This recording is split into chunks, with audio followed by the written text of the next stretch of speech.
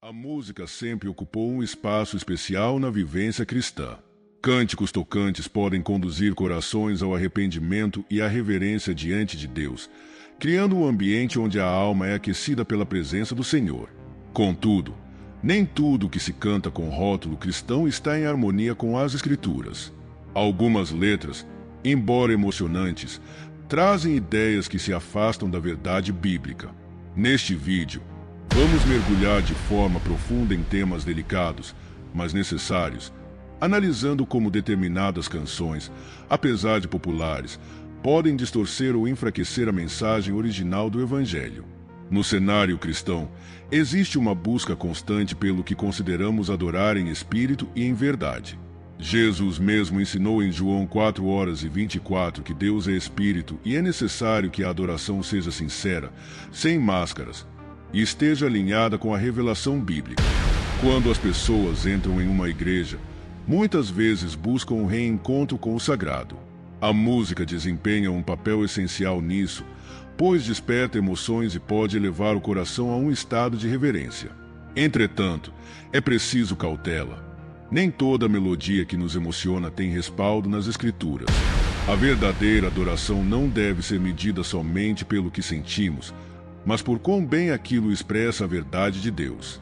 Sabemos que a música tem o poder de gravar mensagens em nossa mente de forma profunda. Se essas mensagens não forem corretas, podemos acabar absorvendo ensinos que não condizem com a fé cristã.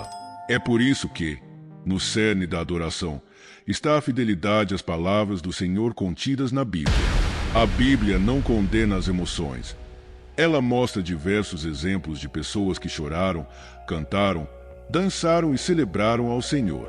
Davi, por exemplo, escreveu salmos que transbordam emoção. O problema surge quando a emoção se torna maior do que a verdade bíblica, levando o crente a abraçar conceitos equivocados, só porque foram transmitidos em uma bela canção. À medida que avançarmos na análise de certas músicas, perceberemos que algumas delas falam de esperança ou de amor a Deus, mas se distanciam do contexto das Escrituras. Para o cristão, não basta sentir, é necessário crer corretamente. Em Romanos 10:2, o apóstolo Paulo menciona que muitas vezes as pessoas têm zelo por Deus, mas sem entendimento. Quando ignoramos o ensinamento bíblico em favor de uma simples comoção, corremos o risco de nos desvincular do verdadeiro Evangelho. Bastidores, Alisson Santos. A canção Bastidores, interpretada por Alisson Santos, utiliza a metáfora de um palco, onde a grande virada acontece fora da vista do público. A ideia é que, mesmo quando tudo parece dar errado, Deus está trabalhando nos bastidores, pronto para surpreender o crente com uma reviravolta milagrosa. Esse conceito, por si só, não é necessariamente antibíblico, pois há passagens que mostram Deus agindo de modo oculto, como no caso de José, Gênesis 37:50, ou da história de Esther. No entanto, alguns teólogos evangélicos apontam que a música, em certos versos, enfatiza tanto a iminência do grande show de Deus que pode alimentar uma expectativa de triunfalismo terreno. A crítica principal recai sobre o pouco espaço concedido ao sofrimento cristão nas Escrituras, que claramente mostram que a caminhada de fé inclui tanto bênçãos quanto provações. Em João 16:33, Jesus afirma: "No mundo tereis aflições", mostrando que a experiência do cristão não se resume a apresentações gloriosas. É importante destacar que muitos servos fiéis enfrentaram dificuldades prolongadas, como Jeremias, cuja fidelidade foi marcada mais por rejeição do que por reviravoltas positivas durante sua vida terrena. Além disso, há o aspecto da cruz central no Novo Testamento, que lembra a renúncia, a humildade e a conformidade com o sofrimento de Cristo. Filipenses 3:10. Para os críticos, Bastidores corre o risco de criar uma mentalidade em que, se a reviravolta não ocorre, o crente poderia questionar a própria fé ou o amor de Deus. Isso pode gerar frustração ou até uma sensação de culpa injustificada. A teologia bíblica, ao contrário, enfatiza que Deus é soberano e nem sempre nos brinda com o final feliz que desejamos imediatamente. O verdadeiro foco deve estar em confiar no Senhor, seja qual for o desfecho, crendo que Ele continua sendo bom, justo e digno de toda a adoração.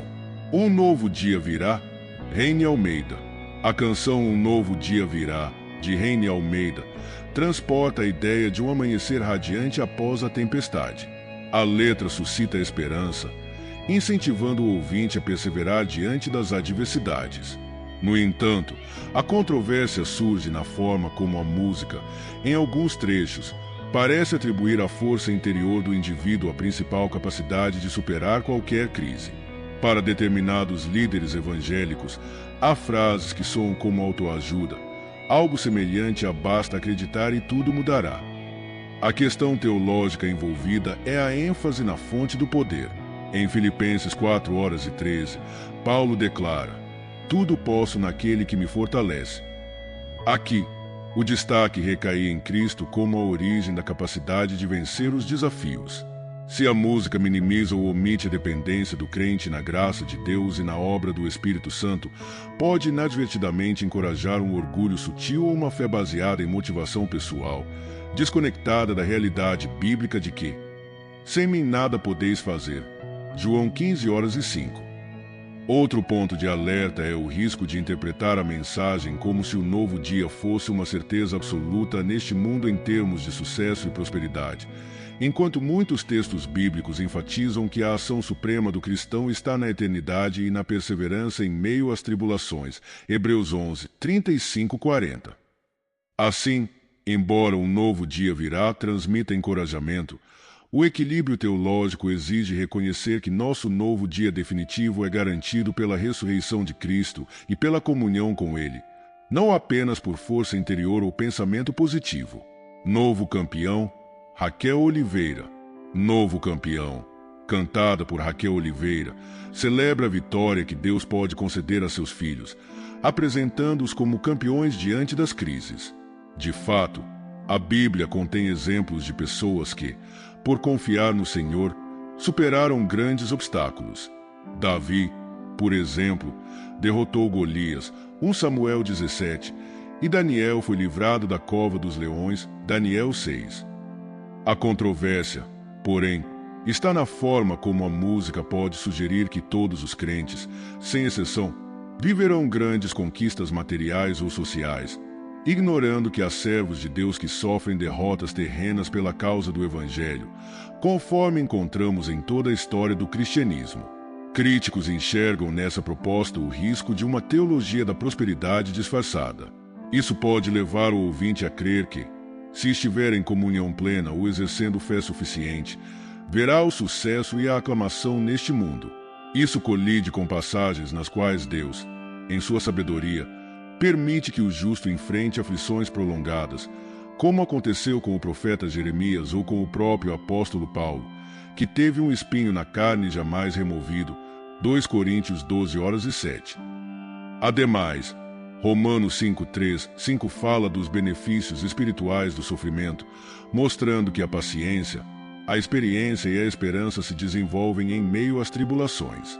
Se o louvor ignora essa perspectiva, corre o risco de pintar uma vida cristã em que fracassos ou derrotas nunca são parte do plano divino. Embora a vitória final em Cristo seja uma verdade incontestável, 1 Coríntios 15:57, o caminho às vezes inclui dores e aparentes derrotas na esfera terrena, sempre sob o cuidado soberano de Deus. Olha eu aqui, Tom Carfi.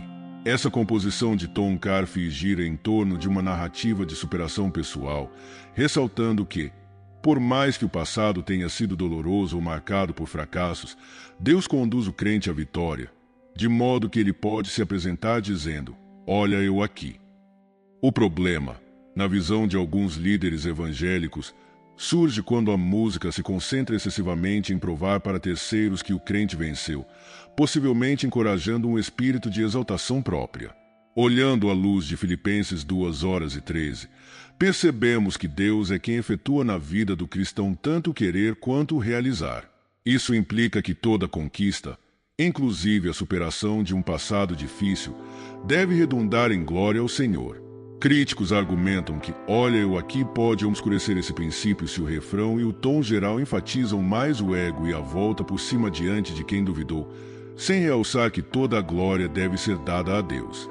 Além disso, há o alerta sobre uma mentalidade de "eu provei que estavam errados", que pode alimentar o orgulho. Jesus ensinou a mansidão e o serviço, como se vê em Mateus 22:26 e 28. Se a narrativa de superação não aponta para Cristo como agente principal e sim para a pessoa que conseguiu triunfar sozinha, corre-se o risco de cair em uma espécie de narcisismo gospel, colocando o foco no indivíduo em vez do Criador. Aliança com Deus, Robinson Monteiro. Na voz de Robinson Monteiro, aliança com Deus destaca a fidelidade divina e a importância de ter um compromisso sólido com Ele. A controvérsia aparece quando a letra leva alguns a entender que essa aliança seria quase um seguro espiritual que evita qualquer sofrimento ou perda, garantindo sucesso e prosperidade sem exceção. Tal interpretação pode desviar do conceito bíblico de aliança no Novo Testamento, que está intrinsecamente ligado ao sacrifício de Cristo e ao caminho de renúncia, Lucas 9:23. Nas Escrituras, vemos inúmeros servos de Deus que sofreram, mesmo estando em aliança com ele, Jó, Paulo, Estevão, entre outros. Em Efésios 1:11-12, Paulo salienta que Deus age conforme seus propósitos eternos, nem sempre revelados de maneira imediata em bênçãos terrenas. Quando a aliança com Deus é apresentada como sinônimo de um salvo-conduto para escapar de toda prova, corre-se o risco de alimentar expectativas irreais. A fé cristã não promete isenção total de problemas. Ela garante, sim, a presença e o consolo do Senhor em meio a qualquer situação. Batiza-me com teu fogo, Fernandinho. Batiza-me com teu fogo se tornou um marco em muitos cenários pentecostais, pedindo que Deus derrame o Espírito Santo com poder. Entretanto, alguns pastores apontam uma possível abordagem sensacionalista, na qual o fogo seria interpretado como uma manifestação intensa e quase sempre emocional que poderia se tornar o foco principal do culto, em detrimento de uma compreensão mais ampla da ação do Espírito nas Escrituras. O fogo, quando associado ao Espírito Santo, aponta para a purificação, santidade e zelo, conforme observado em passagens como Atos 2, na descida do Espírito no Pentecostes. Porém, é preciso cautela para não reduzir a obra do Espírito a episódios de êxtase ou frenesi.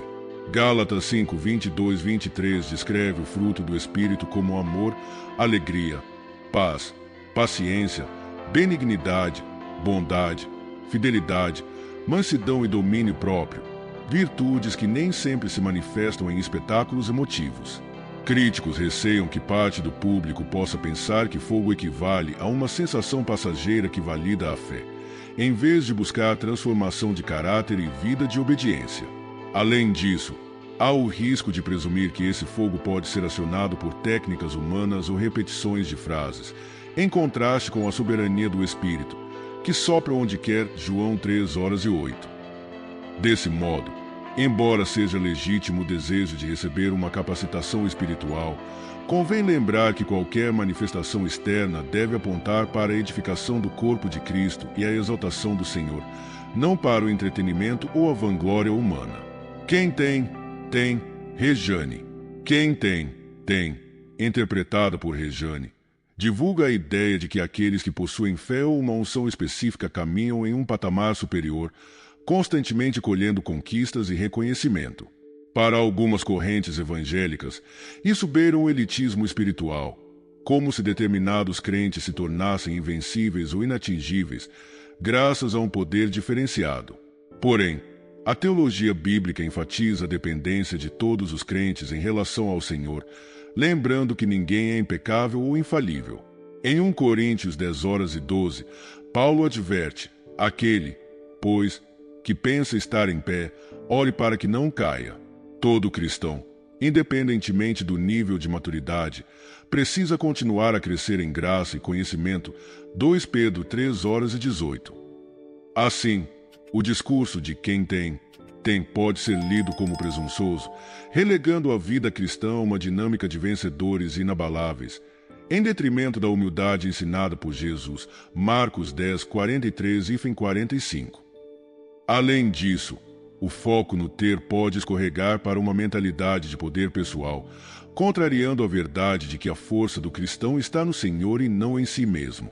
Isso pode levar as pessoas a adotarem uma postura de soberania, achando que, por terem algo especial, estão livres de desafios ou quedas, esquecendo que a jornada de fé inclui serviço, renúncia e uma constante vigilância contra o pecado.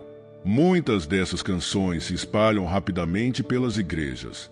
A popularidade, porém, não é em si uma evidência de que algo é correto. Na história bíblica, vemos o povo de Israel, em alguns momentos, seguindo líderes que os levavam à idolatria. A multidão, muitas vezes, estava enganada. Em Mateus 7, 13 e 14, Jesus avisa que o caminho largo é o mais frequentado, mas não leva à vida eterna. O cristão deve ter discernimento. Nem sempre o que é aclamado pela maioria reflete a vontade de Deus. Ao escolher canções para o louvor congregacional, é importante que líderes examinem as letras para ver se estão de acordo com a sã doutrina. Esse filtro deve ser constante. Mesmo uma música extremamente popular pode carecer de fundamentação bíblica sólida. Vale ressaltar que a internet amplia a divulgação de conteúdos e há quem escolha o que cantar baseado apenas na quantidade de visualizações ou compartilhamentos. Precisamos, porém, de mais do que um algoritmo. Precisamos da palavra para nos orientar. Como diz o Salmo 19 horas e 7, a lei do Senhor é perfeita e restaura a alma. É nela que encontramos o padrão para avaliar qualquer ensino, inclusive o que é transmitido em forma de música. Em muitas comunidades, há o chamado Ministério de Louvor, responsável pela seleção e execução das canções. Esse papel não deve ser visto apenas como algo técnico ou artístico. Quem lidera o povo em adoração desempenha também um ofício espiritual de grande responsabilidade. O objetivo não é entreter, mas conduzir as pessoas a expressar gratidão, reverência e entrega a Deus. A Epístola de Tiago 3 horas e 1 verso é um alerta. Aqueles que ensinam a palavra serão julgados com mais rigor. Cada letra cantada na congregação funciona como uma forma de ensino. Se a mensagem veicula ideias contrárias ao Evangelho, a igreja toda pode ser prejudicada por isso. Líderes de louvor devem dedicar tempo à oração e ao estudo para discernir o que é adequado. A música tem grande poder de fixar conceitos em nossas mentes. Assim, ao ministrar louvores, é crucial perceber que estamos inserindo verdades ou mentiras nos corações das pessoas. Em João 8 horas e 32, aprendemos que a verdade liberta.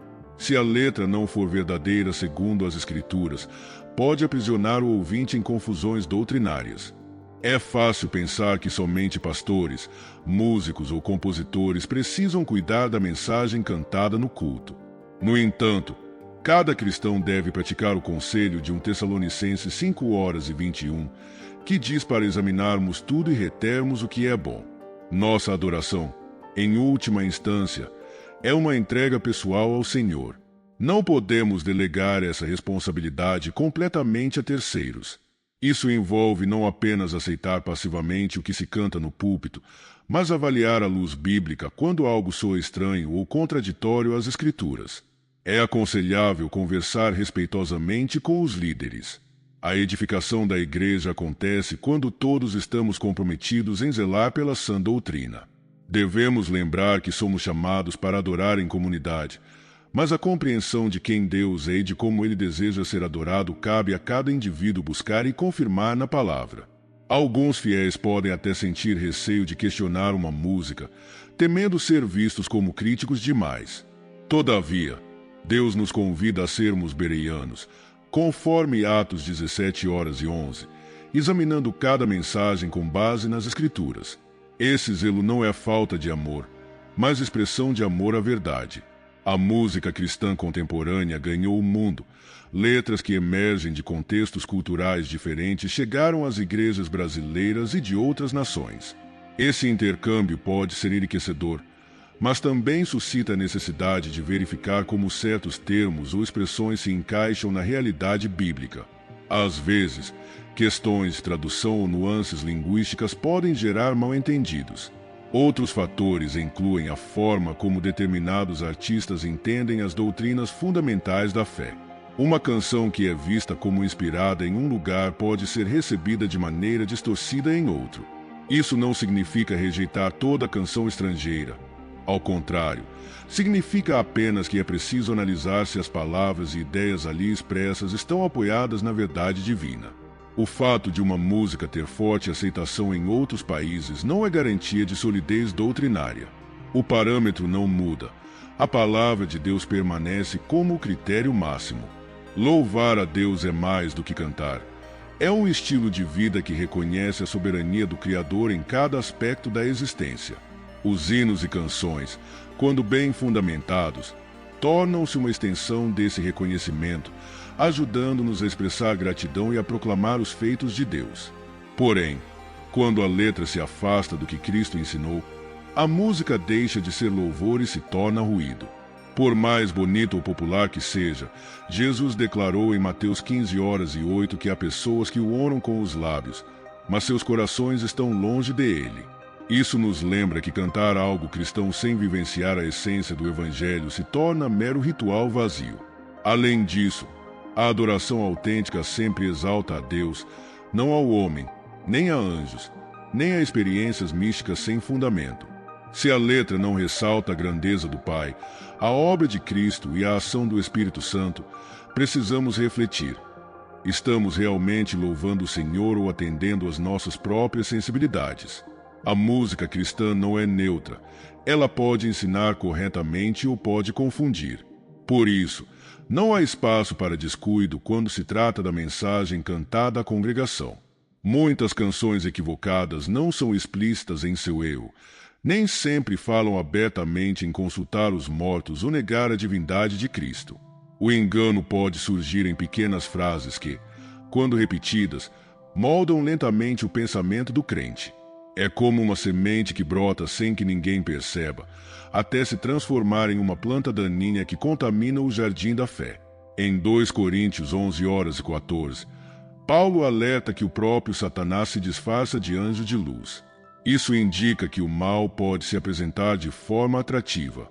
Se o inimigo pode agir assim, certamente pode influenciar até a maneira como alguns se expressam nas letras musicais. Nem todo artista está consciente de estar produzindo algo problemático. Ainda assim, a consequência pode ser uma congregação alimentada por pequenos desvios doutrinários. O discernimento, então, é fundamental. Isso inclui orar, pedindo sabedoria, estudar a Bíblia com profundidade e dialogar com irmãos maduros na fé quando surgem dúvidas. Assim como devemos verificar a procedência de um alimento antes de comê-lo, também precisamos avaliar os louvores antes de colocá-los em prática na comunidade.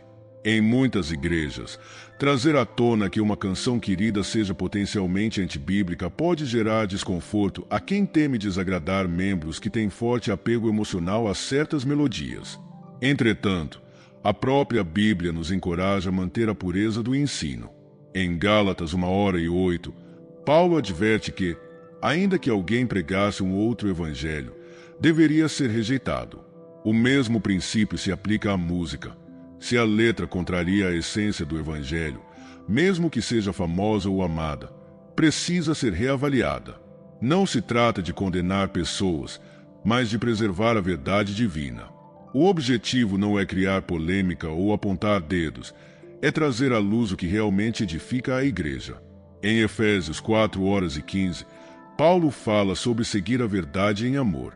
Isso implica confrontar o erro com a motivação de corrigir e proteger o povo de Deus. Questionar não significa criar divisões. Pode, na verdade, fortalecer o corpo de Cristo, pois realinha o louvor à vontade do Senhor. A música é parte vital do culto, e o zelo por essa área reflete o cuidado do rebanho como um todo. Assim, por mais custoso que pareça, é necessário ter coragem de analisar cada letra e, se for o caso, substituí-la por algo mais fiel ao texto bíblico.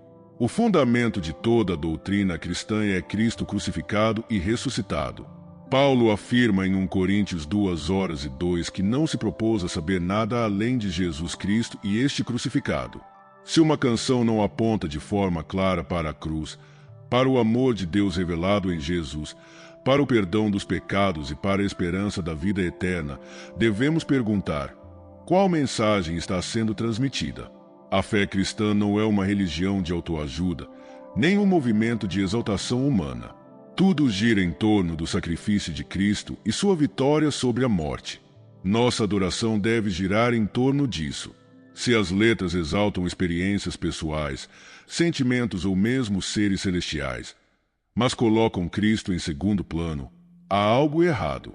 A igreja não existe para o entretenimento das pessoas. Ela existe para proclamar a glória de Deus e discipular nações. Em Mateus 28:19-20, o Senhor comissiona seus discípulos para fazerem outros discípulos, batizando-os e ensinando-os. A música faz parte desse ensino. Se estiver centrada em Cristo, edifica e conduz à fé. Caso contrário, pode confundir corações. Se ao analisarmos algumas dessas canções concluímos que não refletem a mensagem bíblica, o que fazer? O primeiro passo é reconhecer que, por vezes, falta-nos profundidade teológica.